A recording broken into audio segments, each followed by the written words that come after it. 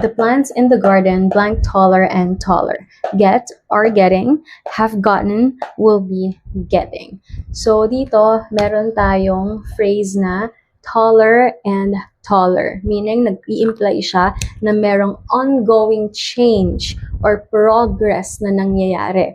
And since wala tayong ibang time indicator here, wala namang past time indicator dyan or future time indicator dyan, ang default ay nangyayari yung progress na yon or yung ongoing change na yon in the present. At kapag meron nga tayong ongoing change or change in progress ngayong kasalukuyan, ang dapat ilalagay natin dito ay present progressive.